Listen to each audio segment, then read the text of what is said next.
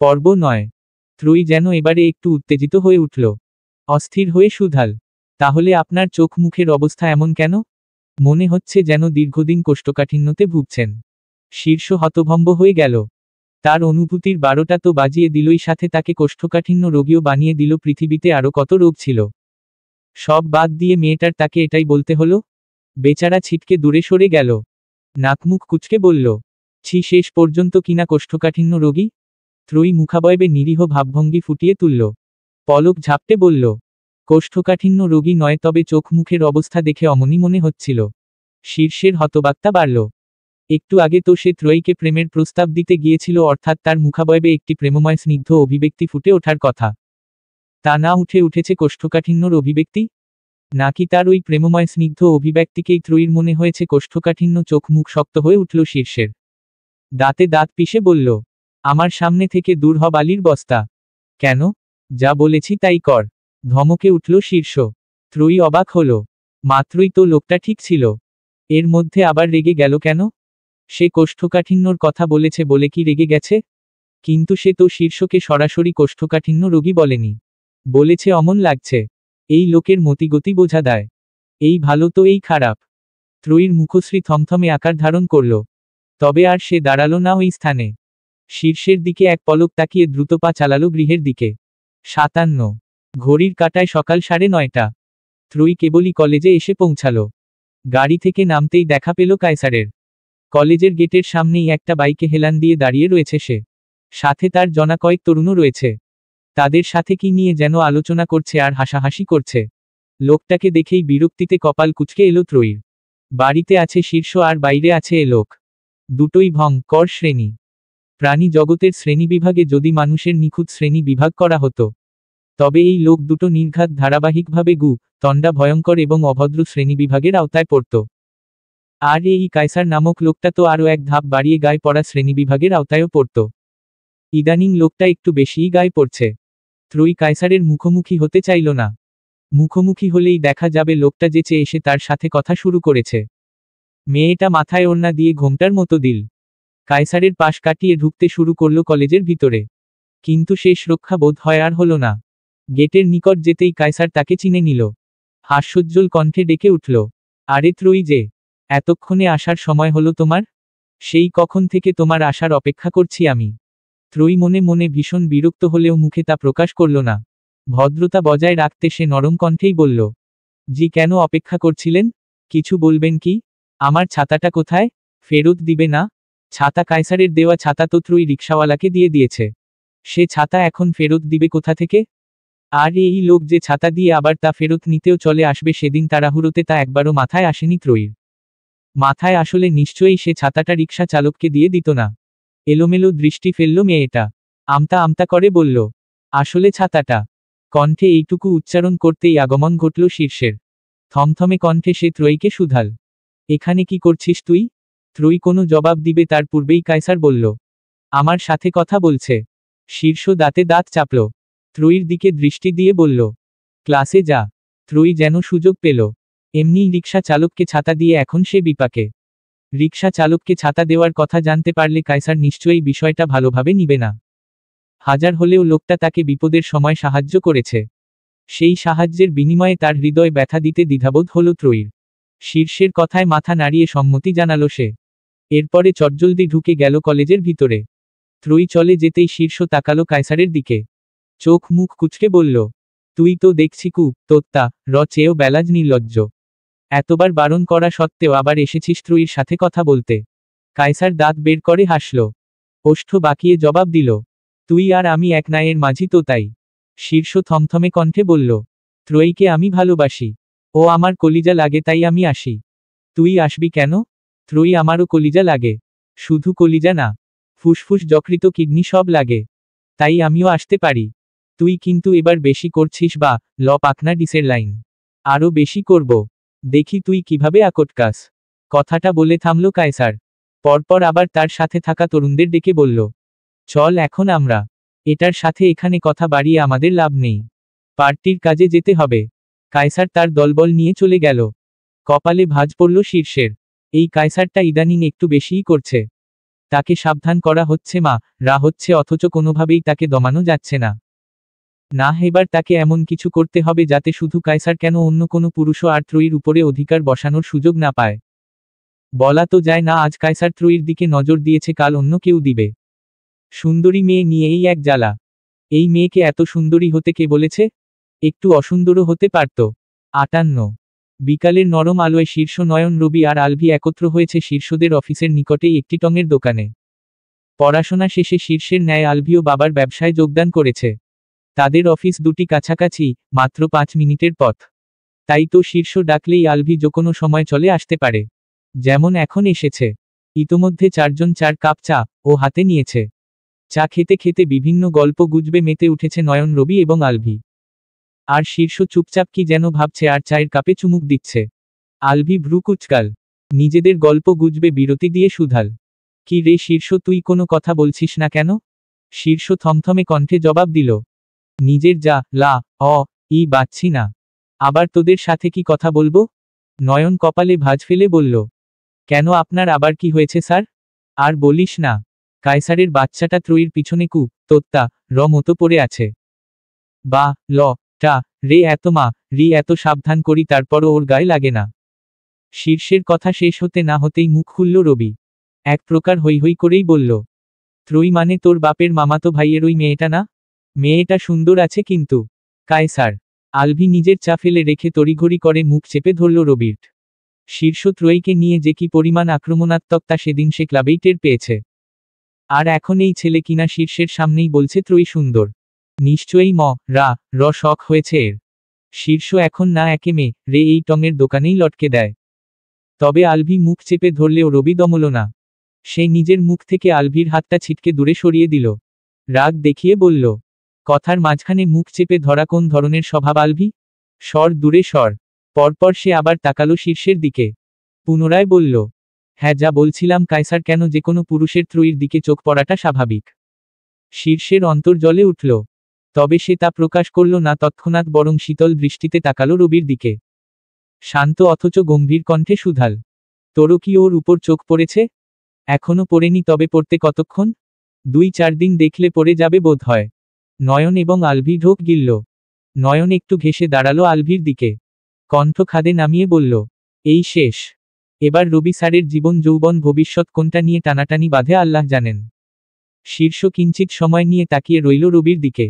অতঃপর গলা উঁচিয়ে বলল, নয়ন, আগামীকাল থেকে 1 সপ্তাহ রবির সব কাজ তো ওর নিজেরই, সাথে অফিসের আরও 4 জনের কাজ দিবি ওকে। কাজ করতে করতে রাত গড়িয়ে দিন চলে এলেও কাজ কমাবি না। কথাটা বলে আর এক মুহূর্তও দাঁড়ালো না শীর্ষ। চায়ের কাপটা রেখে হনহন করে বেরিয়ে গেল দোকান থেকে। মাথার মধ্যে বিভিন্ন চিন্তা ঘোরপাক খাচ্ছে। ত্রয়ীকে যেভাবেই হোক তার করে নিতে হবে। এভাবে আর ফেলে রাখা যাবে না। রবি হতবাক হয়ে পড়ল শীর্ষের কর্মকাণ্ডে। সে আবার কি করল যে শীর্ষ তাকে এত বড় একটা শাস্তি দিল? নতুন নতুন চাকরি পেয়েছে সে। এই মুহূর্তে একজনের কাজ করতেই তো হিমশিম খেয়ে যেতে হয়, সেখানে 4 জনের কাজ কিভাবে করবে? রবি কণ্ঠ বাড়ালো, হড়বড় করে বলল, হঠাৎ চেতলি কেন? আমি আবার কি করলাম? 4 জনের কাজ আমাকে একাকে করতে হবে কেন? রবির কথায় তপ্ত নিঃশ্বাস ফেলল আলভি। তার কাঁধে হাত রেখে বলল, 4 জনের কাজ দিয়েছে তো কমই দিয়েছে। আমি তো ভেবেছিলাম তোকে মেয়ে রে এই টঙের দোকানেই লটকে দিবে। কেন? তুই যে জায়গায় নজর দেওয়ার কথা বলেছিস এইটা শীর্ষের কলিজা লাগে। মানে? আলভি আর নয়ন কায়সারের সাথে ঘটা সেদিনের ঘটনাটা খুলে বলল রবিকে। সবটা শুনে চোখ বড় বড় হয়ে গেল তার। একটা দিন ক্লাবে না আসায় এত কিছু মিস করল সে। আর এই আলভি এবং নয়নও হয়েছে একটা মা ই স। সে না হয় সেদিন ক্লাবে যায়নি, তাই বলে ক্লাবে কি ঘটল না ঘটল তাকে জানাবে না? তাকে যদি আগে থেকে পুরো ঘটনাটা জানাতো তাহলে নিশ্চয়ই শীর্ষের অভিমুখে এত বড় একটা ভুল সে করে বসত না আর শাস্তিও পেতে না। রবি চোখ মুখ শক্ত করল। কটমট করে বলল, এইসব তোরা আমাকে আগে বলবি না? আগে বললে কি আমি এত বড় ভুলটা করতাম? আলভি মুখ বাঁকিয়ে জবাব দিল, বলিনি তো কি হয়েছে? তোর মুখ তো চেপে ধরেছিলাম। কিন্তু তুই কি করলি? মুখ থেকে আমার হাত সরিয়ে দিয়ে কথাটা বলেই ফেললি। রবি তবুও অগ্নি দৃষ্টিতে তাকালো আলভি এবং নয়নের দিকে। পরপর ছুট লাগালো শীর্ষ যেদিকে গিয়েছে। চেঁচিয়ে বলল, আমি ত্রয়ী কেন কোনো মেয়ের দিকে তাকাবো না ভাই? সারা জীবন আইবুড়ো থাকবো। তবুও মাফ কর ভাই। চারজনের কাজ উঠিয়ে নে আমার উপর থেকে। 59। রাত্রি বেড়েছে, সেই সাথে বেড়েছে আধারের ঘনত্ব। শীর্ষ কেবলই সদর দরজা থেকে বাড়ির ভিতরে পা রাখল। অতঃপর নিজ কক্ষে না গিয়ে পা চালিয়ে গিয়ে দাঁড়ালো রান্নাঘরের অভিমুখে। ত্রয়ী যে প্রতিদিন এই সময়ে রান্নাঘরে থাকে, সকল এঁটো বাসন ধুয়ে মুছে গুছিয়ে রাখে তা এতদিনে জানা হয়ে গেছে তার। শীর্ষ রান্নাঘরের ভিতরে প্রবেশ করেই গম্ভীর কণ্ঠে সুধাল, কি রে, কি করছিস? ত্রয়ী একটি থালা মুছতে মুছতে জবাব দিল, এই তো থালা বাসনগুলো পরিষ্কার করছি। কেন, কফি বানাতে হবে আপনার? না। ত্রয়ী অবাক হলো, যে সারাদিন কফি কফি করে হেদিয়ে রে সে কিনা বলছে কফি বানাতে হবে না। আর এমনিও তো শীর্ষ প্রতিদিন এই সময়ে কফি চায়, প্রয়োজনে ত্রয়ীর ঘুম ভাঙিয়ে কফি চায়। মেয়েটা থালা মোছা রেখে তাকালো শীর্ষের দিকে, অবাক কণ্ঠেই সুধাল, কি বললেন আপনি? কফি বানাতে হবে না? জবাবে শীর্ষ কিছু বলতে গিয়েও থেমে গেল। হঠাৎ তার নজর গেল ত্রয়ীর গলার দিকে। ছোট ছোট 2-3টা লাল দাগ দেখা যাচ্ছে সেখানে। মেয়েটা ফর্সা হওয়ায় ওই লাল দাগগুলো আরও স্পষ্ট হয়ে ধরা দিয়েছে তার দৃশ্যপটে। হৃদস্পন্দন বাড়ল শীর্ষের। ওই লাল দাগগুলো যেন মেয়েটাকে আরও মোহনীয় করে তুলেছে। কেমন নেশা লেগে যাচ্ছে তার। ইচ্ছে হচ্ছে এখনই ত্রয়ীকে ঠেসে ধরে গলার লাল দাগগুলোর উপরে ঠুসঠাস কতগুলো চুমু খেতে। ঢোক গিলল বেচারা। মেয়েটার উপর থেকে এই মুহূর্তে চোখ সরানোই দায় হয়ে পড়েছে শীর্ষের, তবুও কণ্ঠে কেমন ভাঙা সুর নিয়ে সুধাল, তোর গলায় কি হয়েছে? ত্রয়ী গলার হাত দিল, কপাল কুঁচকে বলল, মনে হয় মশায় কামড় দিয়েছে। শীর্ষের চোখ মুখ কুঁচকে এলো, বিড়বিড়িয়ে বলল, বা লে মশা আমার আগেই আমার অধিকারে ভাগ বসাতে চলে এসেছে। জি কিছু বললেন? শীর্ষ তৎক্ষণাৎ কোনো জবাব দিল না। একটু এগিয়ে হঠাৎ করেই খপ করে ধরল ত্রয়ীর এক হাত, টেনে রান্নাঘর থেকে বেরিয়ে যেতে যেতে বলল, আমার আত্মনিয়ন্ত্রণে লেগেছে। চল এখনই বিয়ে করে ফেলি।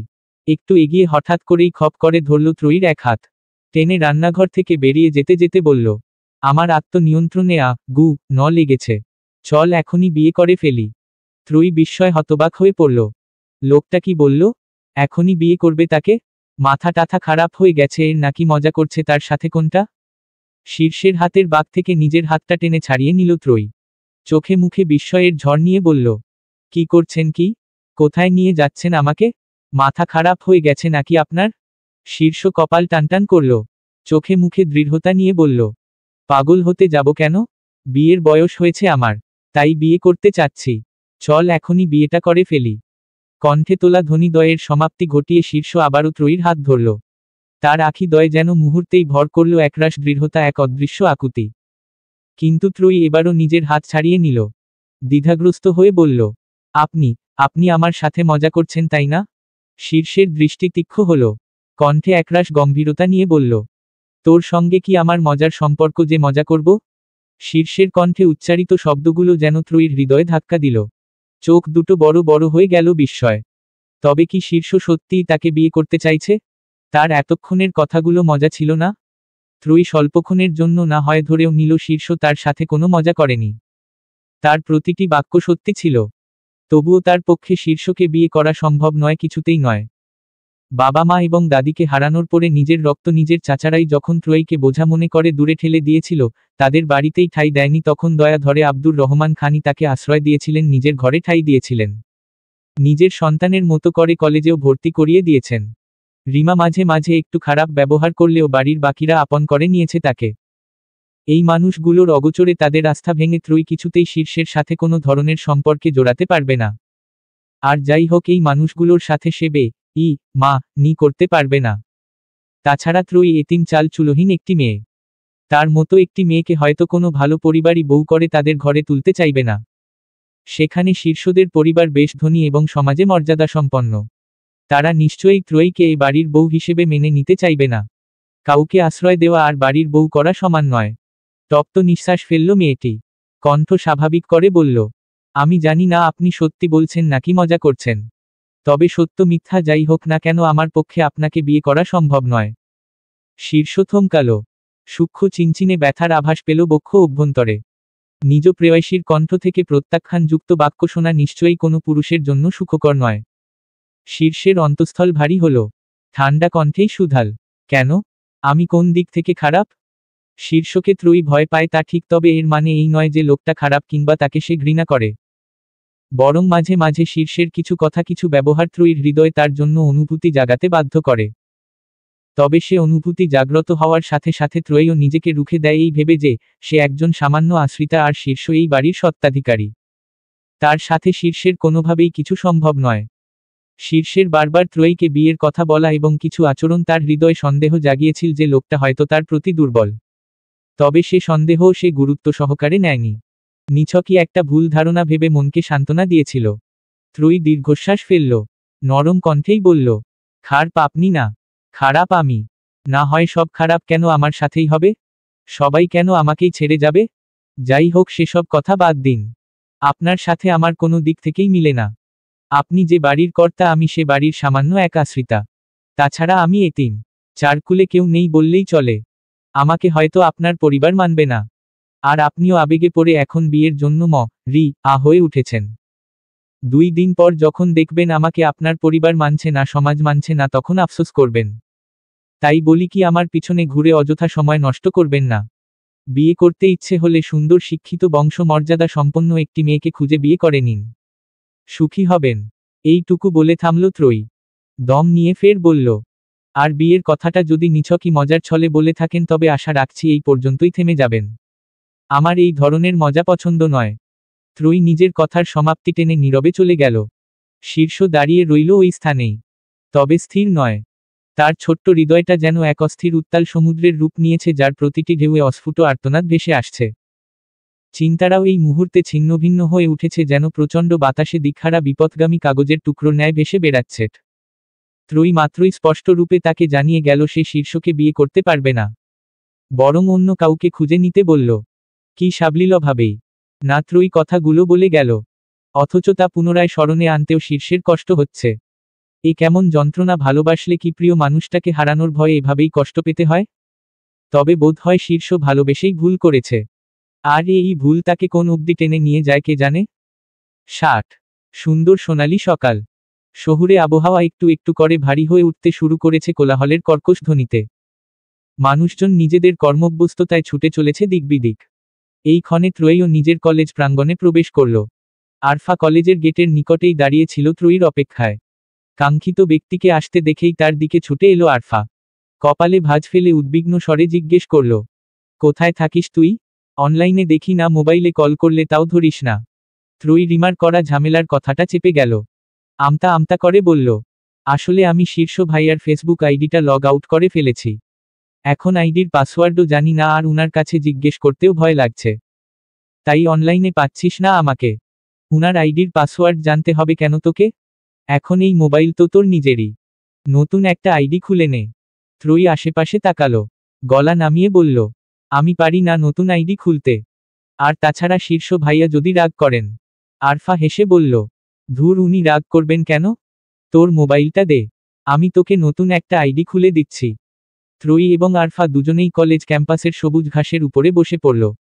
ত্রয়ীর হাত থেকে মোবাইলটা নিয়ে আরফা ব্যস্ত হাতে নতুন আইডি খোলার কাজে লেগে পড়ল। আইডির নামটা ত্রয়ী নিজের নামই দিল। পাসওয়ার্ডটাও গোপনীয়তা অবলম্বন করে সে স্থির করল। কিন্তু আইডিটা খোলা শেষে আরফা আর ত্রয়ীর নিকট থেকে কোনো অনুমতি নিল না। নিজ উদ্যোগেই গ্যালারির ঘেটে তার একটি সুন্দর ছবি লাগিয়ে দিল প্রোফাইলে। অতঃপর চোখে মুখে সন্তুষ্টির ছাপ নিয়ে বলল, নে তোর আইডি খোলা শেষ। ত্রয়ী মোবাইলটা হাতে নিল। সবকিছু ভালোভাবে যাচাই করে দেখবে, তার পূর্বেই সেখানে এসে উপস্থিত হলো রাকিব। আরফার মাথায় আলতো একটা টোকামে রে বলল, কি রে, তোরা এখানে বসে কি করছিস? ওদিকে তো ক্লাস শুরু হয়ে গেল বলে। ত্রয়ী আর কিছু যাচাই করে দেখল না। চটজলদি মোবাইলটা গুজে নিল ব্যাগের ভিতরে। এই ছেলেটার ওপর কোনো ভরসা নেই। কিছু আজ করতে পারলেই নির্ঘাত শীর্ষকে জানিয়ে দেবে। শীর্ষ ভাইয়ের বড় ভক্ত যে সে। আরফাও বিরক্ত হলো রাকিবের আগমনে। চোখ মুখ কুচকে মাথায় হাত বুলিয়ে বলল, গেলে যাক, তোর এখানে কি? যা ক্লাসে যা। রাকিব আরফার নিকট থেকে একটু দূরত্ব রেখে বসে পড়ল ঘাসের উপরেই। দম ফেলে বলল, তোরা ক্লাসে না গেলে আমি একা একা গিয়ে কি করব? আরফা ভ্রু কুচকে জবাব দিল, একা কোথায়? ক্লাসে তো আরও অনেকে আছে। তা থাক গিয়ে, তোরা তো নেই। তুই। আরফার কথার মাঝেই একটি মেয়ে এসে দাঁড়ালো তাদের অভিমুখে। ত্রয়ীর দিকে তাকিয়ে শুধাল, তুমি ত্রয়ী? ত্রয়ী পলক ঝাপটালো। নরম কণ্ঠে জবাব দিল, জি, কিন্তু আপনি? মেয়েটি হেসে বলল, আমি মিষ্টি। এইটুকু বলে থামল সে। একটি কাগজ এগিয়ে দিয়ে বলল, এটা রাখো, তোমার সিনিয়র রাফিন ভাইয়া দিয়েছেন। ত্রয়ী অবাক হলো, এই রাফিনটা আবার কে? আগে কখনো এর নাম শুনেছে বলেও তো মনে হচ্ছে না। সে আবার ত্রয়ীকে কাগজ পাঠিয়েছে কেন? দেখে তো মনে হচ্ছে প্রেমপত্র। মেয়েটা কাগজটা হাতে নিল না, বরং ভ্রু কুঁচকে শুধাল, রাফিন ভাইকে? আর এটাতেও বাকি আছে? মিষ্টি নামক মেয়েটি কাগজটা গুজে দিল ত্রয়ীর হাতে। এরপরে পিছন ঘুরে দ্রুত গতিতে দিকে পা চালাতে চালাতে বলল, পরে দেখো কি আছে। আমার আবার ক্লাস শুরু হয়ে যাচ্ছে, তো পরে সময় করে এসে তোমার সাথে কথা বলবো। মেয়েটি চলে যেতেই হৈ হৈ করে উঠল আরফা। ত্রয়ীর হাত থেকে এক প্রকার কাগজটা ছিনিয়ে নিয়ে বলল, দেখি দেখি কি আছে এতে। নিশ্চয়ই ওই রাফিন ভাই, নাকি সে তার ভালোবাসা দিয়ে প্রেমপত্র পাঠিয়েছে। ত্রয়ী বাধা দিল না আরফাকে। কে না কে প্রেমপত্র পাঠিয়েছে ওটা বরং আরফাই পড়ুক। আরফা কাগজটা খুলল, কণ্ঠ বাড়িয়ে পড়তে শুরু করল, প্রিয় ত্রয়ী, কেমন আছো? আশা করি ভালোই আছো। অবশ্য ভালো থাকবেই বা না কেন? আমার হৃদয় আগুন জ্বালিয়ে তোমারা তো ভালো থাকারই কথা। জানো তো মেয়ে, যেদিন তোমাকে এই কলেজ ক্যাম্পাসে প্রথমবার দেখেছিলাম সেদিনই আমার মন দিয়ে বসেছিলাম। তারপর থেকেই নিভৃতে তোমাকে নিয়ে বুনেছি হাজারো স্বপ্নের জাল। সেদিন থেকে তোমার কথা ভেবে একটা রাতেও ভালোভাবে ঘুমাতে পারিনি। অনেক দিন তোমাকে কথাটা বলবো বলবো ভেবেও সাহস করে বলতে পারিনি। তবে আজ সাহসটা করেই ফেলেছি। সাহস করেই বলছি, আমি তোমাকে ভালোবাসি ত্রয়ী। তোমার হৃদয় আমাকে কি একটু আশ্রয় দিবে? তোমার উত্তরের অপেক্ষায় রইলাম। ইতি। রাফিন। এক নিঃশ্বাসে চিঠিটা পড়ে থামল আরফা। রসিয়ে রসিয়ে বলল, বাহ, এ তো দেখছি তোর প্রেমে একদম হাবুডুবু খাচ্ছে। আবার উত্তরের অপেক্ষায়ও থাকবে বলেছে। কি প্রেম কি প্রেম! বিরক্তিতে কপালে ভাঁজ পড়ল ত্রয়ীর। তবে সে বলল না কিছুই। পাশ থেকে রাকিব ছমে রে আরফার হাত থেকে কাগজটা নিয়ে নিল। মোবাইল বের করে ফতাফত কয়েকটা ছবি তুলে নিল তাতে। ত্রয়ী ভ্রু কুচকাল, কপালে ভাঁজ ফেলে শুধাল, এ কি তুমি ছবি তুলছ কেন এটার? রাকিব জোরপূর্বক হেসে জবাব দিল, জীবনে কখনো প্রেমপত্র পাইনি তো, তাই তোমার প্রেমপত্রের ছবি তুলে নিচ্ছি। ভবিষ্যতে কাজে লাগতে পারে। ত্রয়ীর যে রাকিবের কথাগুলো বিশ্বাস হলো তেমন নয়। তবে সে আর কথা বাড়াল না। ক্লাসের দিকে হাঁটা লাগিয়ে বলল, ক্লাস শুরু হয়ে গিয়েছে বোধ হয়। ক্লাসে চল সবাই। 61। প্রায় ঘণ্টাখানিকের দীর্ঘ মিটিং শেষে একটু স্বস্তির নিঃশ্বাস ফেলল শীর্ষ। মিটিং শেষ হতেই বাকিরা একে একে কক্ষ ছেড়ে বেরিয়ে গেলেও শীর্ষ আর নয়ন রয়ে গেল। শীর্ষ ক্লান্ত ভঙ্গিতে চেয়ারে হেলান দিল। হাত উঁচিয়ে গলার টাইটা একটু ঢিলা করতেই টেবিলে রাখা মোবাইলটি থেকে ভেসে এলে মেসেজের রিংটোন। অনিচ্ছা সত্ত্বেও মোবাইলটা হাতে নিল সে। মুহূর্তেই চোখ মুখ শক্ত হয়ে উঠল ক্রোধে। ললাট জুড়েও কয়েকটি ভাঁজের দেখা মিলল। এই মেয়েটিকে নিয়ে আর পারা গেল না। সবাই শুধু এই মেয়ের পিছনেই লেগে থাকে। কেন? পৃথিবীতে কি মেয়ের অভাব পড়েছে নাকি? এখনো তার আর ত্রয়ীর মধ্যে কিছু শুরুরই হলো না। সে ত্রয়ীকে ঠিকভাবে নিজের মনের কথাও জানাতে পারল না। এর ভিতরে হাজার জন চলে এসেছে তাদের মনের কথা জানাতে। শীর্ষ দাঁতে দাঁত পিষল, কটমট করে বলল, বা লে র একটা মাইয়া। তার পিছনে আবার কু তোত্তা র অভাব নাই। একটা কু তোত্তা তো আগে থেকেই ছিল, এখন আরও একটা এসে জুটেছে। নয়ন পাশ থেকে শুনল শীর্ষের প্রতিটি কথা। ততটা ভাবল না সে। ফট করেই প্রশ্ন করে বসল, তাহলে কি আপনিও কু তোত্তা স্যার? নয়ন পাশ থেকে শুনল শীর্ষের প্রতিটি কথা। ততটা ভাবল না সে। ফট করেই প্রশ্ন করে বসল, তাহলে কি আপনিও কু তোত্তা স্যার? শীর্ষ হতভম্ব হয়ে গেল নয়নের কথায়। ছেলেটা তাকে কি বলল? সে কু তোত্তা? চেয়ার ঠেলে উঠে দাঁড়ালো শীর্ষ। চোয়াল শক্ত করে শুধাল, কি বললি তুই? আমি কু তোত্তা? নয়নের মুখশ্রী মুহূর্তেই বিবর্ণ হয়ে গেল। সে মুখ ফসকে কি ভ অং ক র বাক্য উচ্চারণ করে ফেলেছে বুঝল এতক্ষণে। শীর্ষ নিশ্চয়ই এখন তাকে ছাড়বে না।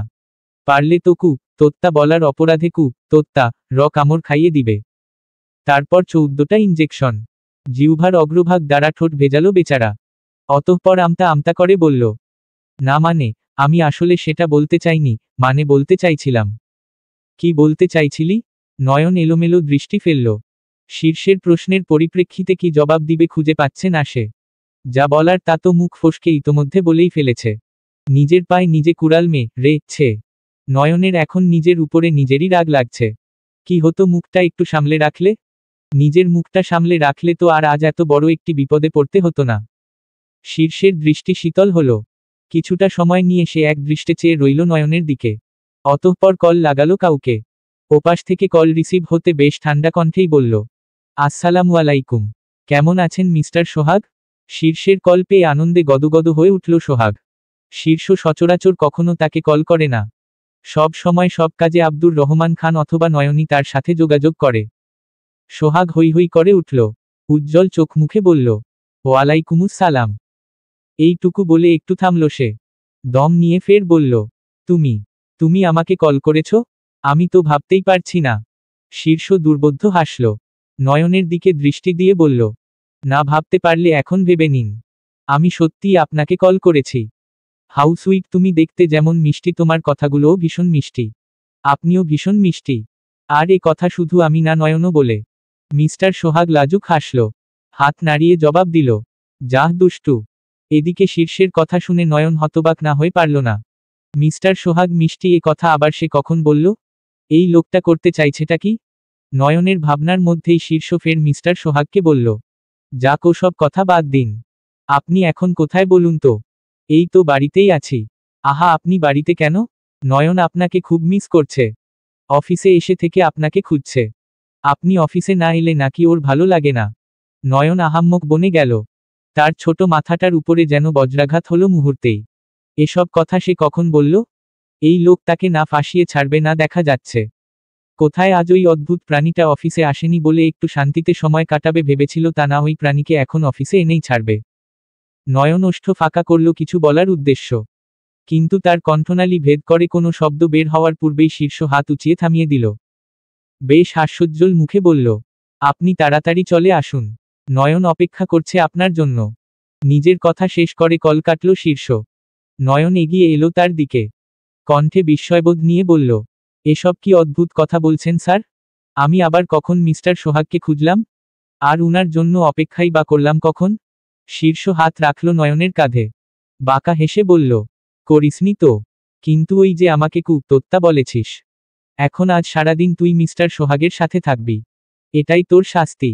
নয়ন চমকাল ভরকাল। এর মানে এই লোক এতক্ষণ তাকে ওই তোত্তা শব্দটার জন্য সা হচ্ছি প্রতিশোধ নেওয়ার তা রা করছিল? না না, এই কিছুতেই হতে দেওয়া যাবে না। যে লোকের সাথে 5 মিনিট নয়ন থাকতে পারে না, তার সাথে গোটা একটা দিন কিভাবে কাটাবে? নয়ন তাড়াহুড়ো করল। হড়বড় করে বলল, এইটা তো মুখ ফসকে বেরিয়ে গিয়েছিল। আমি ইচ্ছে করে বলিনি। ওই শব্দটার জন্য আমাকে দয়া করে এত বড় শাস্তি দিবেন না। আমি মিস্টার সোহাগের সাথে গোটা একদিন কিছুতেই কাটাতে পারবো না স্যার। শীর্ষ মুখ বাঁকালো। ভাবলেশীন ভাবে বলল, মুখ ফসকে বলবি কেন তুই? আমাকে কি দেখে তোর তোত্তা মনে হয়? নয়ন আড়ালে মুখ বাঁকালো।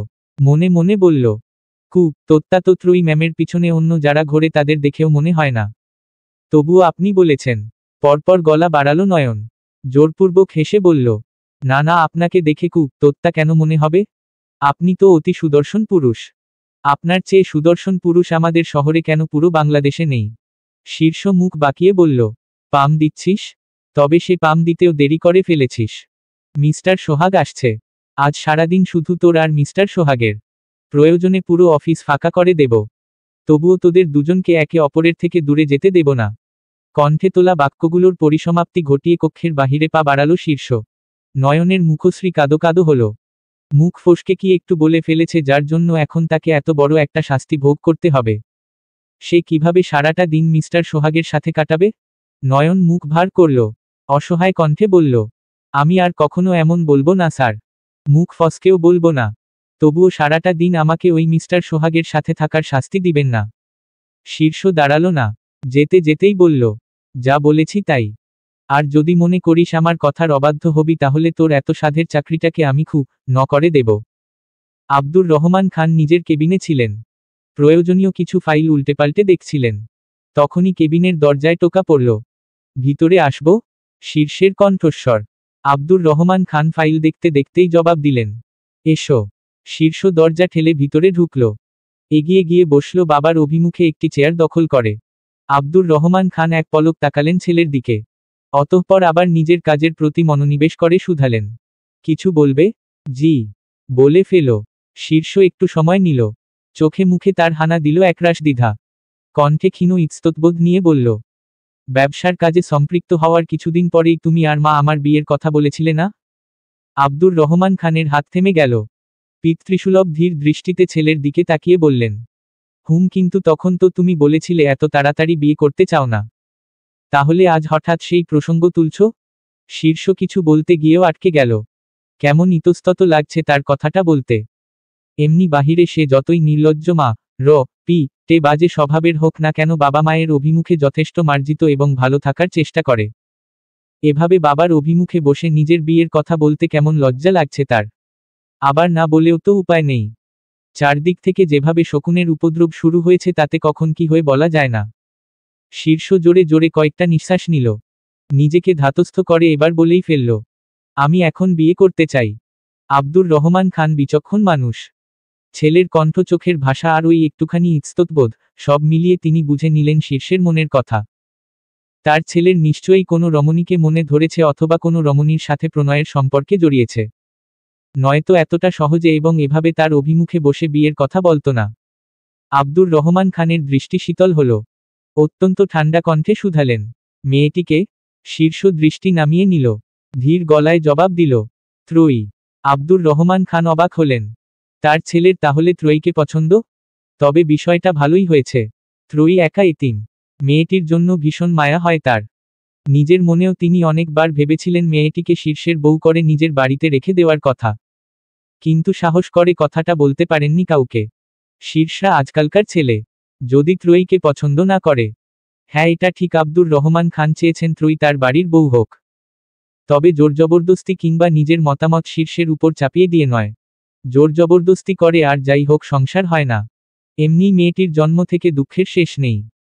আব্দুর রহমান খান জোরপূর্বক ত্রয়ীর সাথে শীর্ষের বিয়ে দিয়ে মেয়েটিকে আরেক দুঃখের সাগরে ভাসিয়ে দিতে চাননি। তবে যাক, আজ শীর্ষ নিজেই কথাটা বলে দিল, বিয়ে করতে চাইল ত্রয়ীকে। মনে মনে ভীষণ খুশি হলেন আব্দুর রহমান খান। কিন্তু ত্রয়ী, সেও কি শীর্ষকে পছন্দ করে? দুজনের মধ্যকার সম্পর্ক কি ইতোমধ্যে প্রণয়ের সম্পর্কে গড়িয়েছে নাকি শুধুই পছন্দ অবধি টিকে আছে? আব্দুর রহমান খান একটু নড়েচড়ে বসলেন। হাতের ফাইলগুলো টেবিলের উপরে রেখে বললেন, ত্রয়ী, সেও কি তোমাকে বিয়ে করতে চায়? না। শীর্ষের সোজাসাপটা জবাব। আব্দুর রহমান খানের কপাল কুঁচকে এলো। থমথমে কণ্ঠে শুধালেন, মানে? তুমি ওকে বিয়ে করতে চাও, ও তোমাকে বিয়ে করতে চায় না? তাহলে বিয়েটা কিভাবে হবে? তুমি দিয়ে দিলেই হবে। ও তোমাকে বিয়ে করতে না চাইলে আমি তোমাদের বিয়ে দেব কিভাবে? আশ্চর্য! ও আমাকে বিয়ে করতে চাক বা না চাক, আমি তো চাই। আমাকে কাজী ডাকার অনুমতি দাও আর ওর ঘাড় ধরে বিয়ের পিঁড়িতে বসিয়ে দাও। কাজী সাহেব আমাকে কবুল বলতে বললেই বলে দেব। আর ও কবুল বলতে না চাইলে দুইটা থা পপ রমে রে কবুল বলিয়ে দেব। ব্যাস, বিয়ে শেষ। ছেলের কথা শুনে কেসে উঠলেন আব্দুর রহমান খান। কি ভ অং ক র কথা বার্তা থা পপ রমে রে নাকি কবুল বলাবে? তার ছেলে একটু বেপরোয়া তা তিনি জানেন। তাই বলে বিয়ের ক্ষেত্রেও বেপরোয়াগিরি করবে? শীর্ষ টেবিলের পাশ থেকে পানির গ্লাসটা এগিয়ে দিল বাবার দিকে। আব্দুর রহমান খান পানিটা খেলেন। নিজেকে একটু ধাতস্থ করে বললেন, জোর জবরদস্তি করে আর যাই হোক ভালোবাসা বিয়ে সংসার হয় না। আমি তোমাদের 3 ভাই বোনের উপরে কখনো কিছু চাপিয়ে দেইনি। ওই মেয়েটার উপরেও চাপিয়ে দিতে পারবো না। তার থেকে মেয়েটার মন জয়ের চেষ্টা করো এবং ওর হৃদয় তোমার জন্য ভালোবাসার সৃষ্টি করো। তারপর না হয় বিয়ের কথা ভাবা যাবে। শীর্ষ বিরক্ত হলো বাবার কথায়। ত্রয়ীর মন জয় করে তার হৃদয় ভালোবাসার সৃষ্টি করেই যদি বিয়ে করার হতো তাহলে সব লাজ লজ্জা বিসর্জন দিয়ে এখনই কেন বিয়ের কথা বলল? পরেই বলতে পারত। ওই মেয়ে যা, শীর্ষ বলে এক বোঝে আরেক। ওই মেয়ের মন জয় করতে করতে দেখা যাবে অন্য কেউ চলে এসেছে তার মন জয় করতে। শীর্ষ কোনো প্রতিযোগিতা চাইছে না বলেই তো সরাসরি বিয়ে করে ফেলতে চাইছে। প্রতিযোগিতা চাইলে কি আর লাজ লজ্জা বিসর্জন দিয়ে এখানে আসতো? নাক মুখ কুচকাল বেচারা। বিড়বিড় করে বলল, মন জয় তো অবশ্যই করব। তবে তা বিয়ের পর কাছে ডেকে ভালোবেসে আদর করে চুপ মুখে। আব্দুর রহমান খান শীর্ষের নিকট থেকে কিঞ্চিত দূরে অবস্থান করায় স্পষ্টরূপে শুনতে পেলেন না কিছুই। কপাল কুঁচকে তিনি শুধালেন, কিছু বললে? না। এইটুকু বলে থামল শীর্ষ। চেয়ার ছেড়ে উঠতে উঠতে বলল, আসছি আমি। এসো। তবে ত্রয়ীর সাথে ভুলেও কোনো জোরজবরদস্তির চেষ্টা করো না। তাহলে আমার থেকে খারাপ কিন্তু আর কেউ হবে না। শীর্ষ কপালে ভাঁজ ফেলল। থমথমে কণ্ঠে বলল, করব না কোনো জোরজবরদস্তি। 62 সময় বয়ে চলছে নিজের গতিতে। বাবার সাথে কথা শেষে শীর্ষ আর 1 মিনিটের জন্য অফিসে দাঁড়ায়নি। গাড়ি নিয়ে সোজা চলে এসেছে কলেজে। ত্রয়ীর ক্লাস চলছিল। শীর্ষ তা উপেক্ষা করেই শ্রেণীকক্ষের দরজার নিকটে দাঁড়ালো। উপস্থিত অধ্যাপককে উদ্দেশ্য করে বলল, আসসালামু আলাইকুম স্যার। অধ্যাপক পূর্ব থেকেই শীর্ষকে চিনেন।